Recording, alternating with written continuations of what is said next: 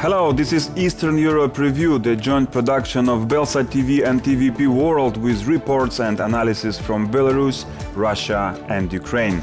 I am Sergei Pelesa and these are the stories. Belarusian Red Cross has been involved in war crimes in Ukraine. The Belarusian Red Cross has taken, is taking and will take an active participation in this. A special report from the front line in Donetsk region. We scare them away so they don't come through here. There was a plaque about the event that took place here. Unknown perpetrators destroy Polish monuments in Russia. The police cannot identify them. It's being carried out on a quite serious, almost official level.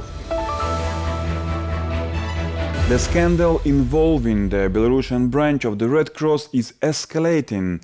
The International Red Cross is conducting an investigation into the controversy arising from the trip of the Secretary General of the Belarusian Red Cross, Dmitry Shaltsov.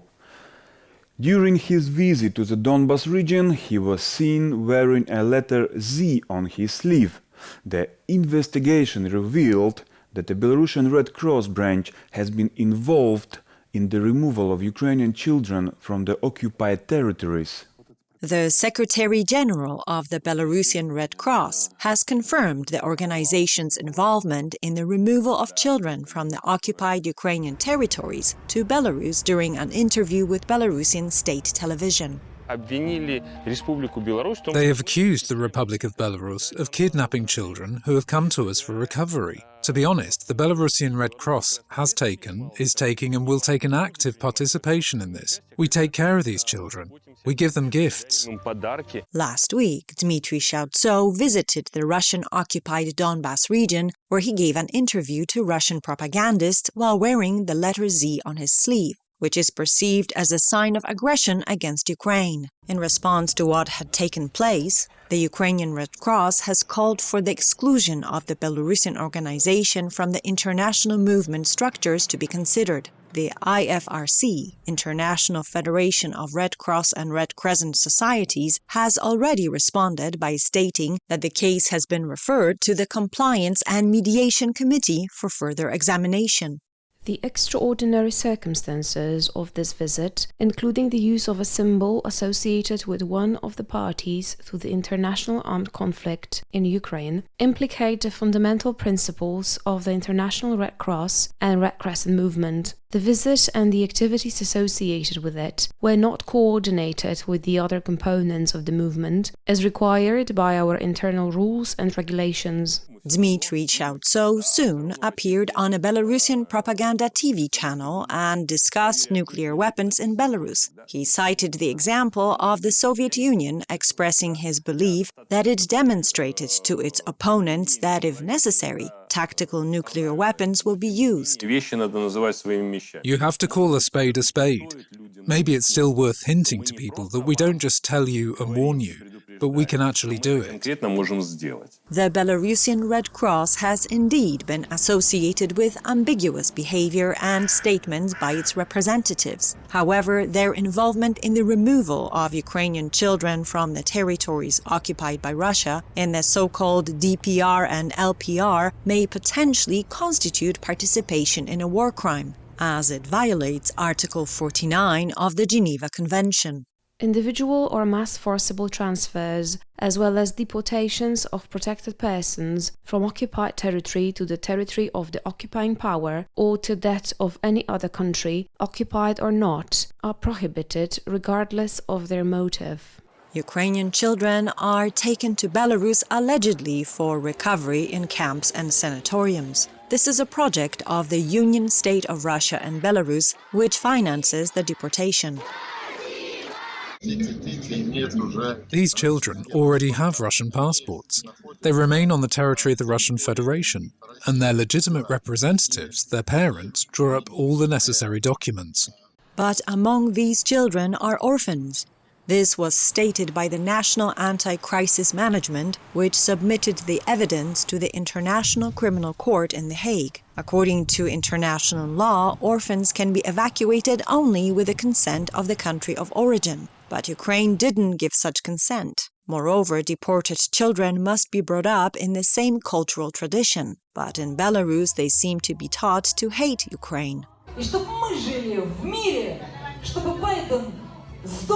Господи, прости меня, чтобы Зеленский тоже, а Путин процветал. The scale of this mission has involved over 3,000 children in nearly 2 years. The European Parliament has taken action by appealing to the International Criminal Court to issue an arrest warrant for Alexander Lukashenko, who is allegedly to have personally ordered the transfer of Ukrainian children to Belarus.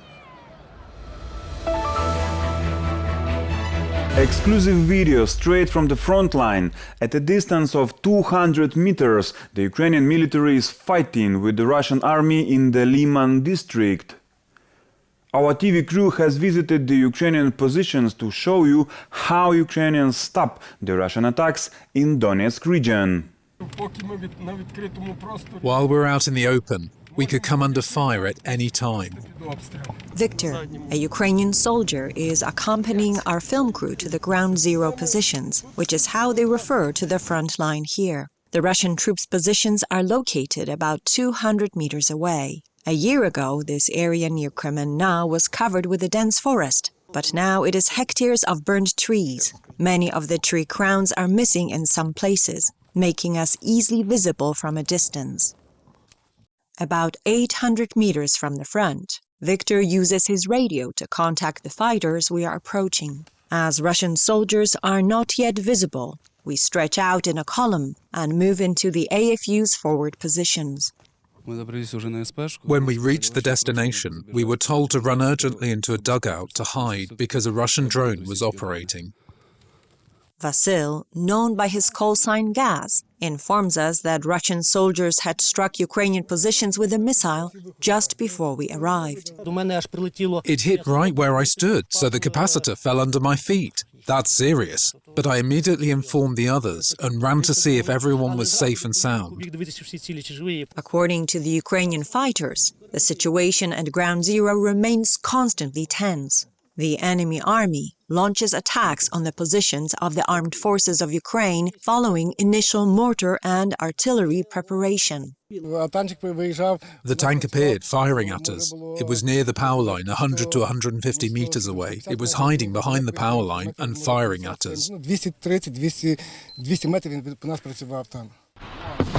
The video shows one of the battles of the 100th Territorial Defense Forces Brigade in the direction of Kremenna. This footage shows Ukrainian military personnel repelling an enemy attack using firearms, mortars, and a tank.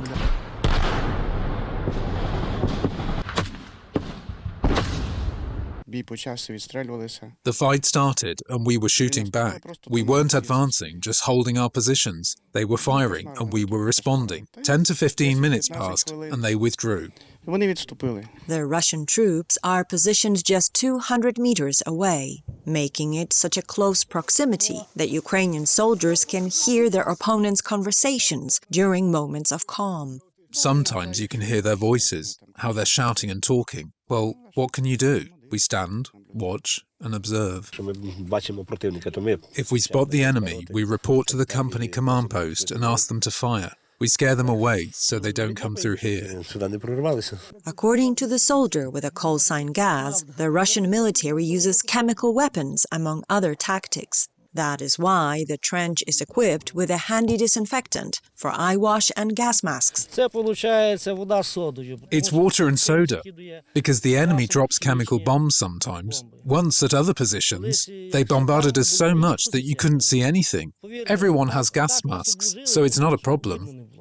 Just as we are about to head back to the rear, intelligence from the 100th Territorial Defense Forces Brigade reports that a Russian kamikaze drone is flying over us. A few minutes later, we are allowed to come out of hiding, and we hurriedly leave the Ukrainian positions under artillery fire, wishing each other good luck. Stay safe. The Territorial Defense Forces 100th Brigade has been holding off the enemy for more than 4 months on this front. They have been repelling enemy infantry attacks and destroying enemy ammunition. They claim they are not giving up their positions amid a large-scale offensive by Russian troops in the Liman district. The desecration of history continues in Russia. This is how one might characterize the acts of vandalism in various Russian regions. Recently, unknown individuals have destroyed memorials dedicated to Polish exiles and forced migrants at 2 rural cemeteries in the Sverdlovsk region. The police have initiated an investigation, but as of now, there have been no concrete results or outcomes reported. A monument to Polish special settlers in the cemetery of the small village of Ozyorny, located in the Sverdlovsk region in the Urals, was erected in 1997 with the support of the Polish government and regional officials. Local students and teachers from the nearby school who have been taking care of the monument were the first to discover that the monument had been desecrated by vandals. There was a plaque about the event that took place here, and there is the second plaque containing the names of those buried in this cemetery. Here you can see Saint Mary, and here there was Jesus Christ.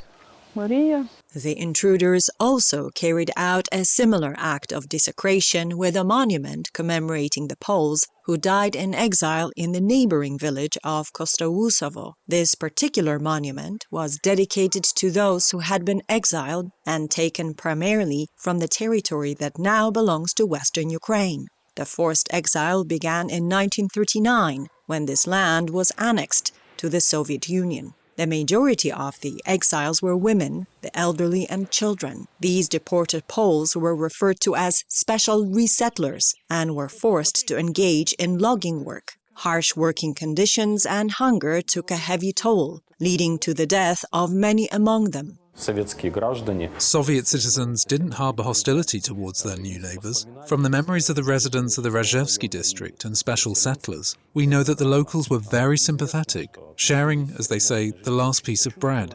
The political landscape in Russia has changed dramatically over the past 30 years. Presently, the state-controlled mass media continuously informs Russian citizens about so-called unfriendly countries, with Poland and the Baltic states being on top of that list. Within the past year, reports have emerged of monuments commemorating repressed Poles being destroyed in various regions, such as Tomsk, Yakutia, Irkutsk, and Buryatia. This pattern of destruction doesn't appear to be a series of coincidences, but rather seems to be rooted in a larger strategy driven by propaganda and Russian state policy.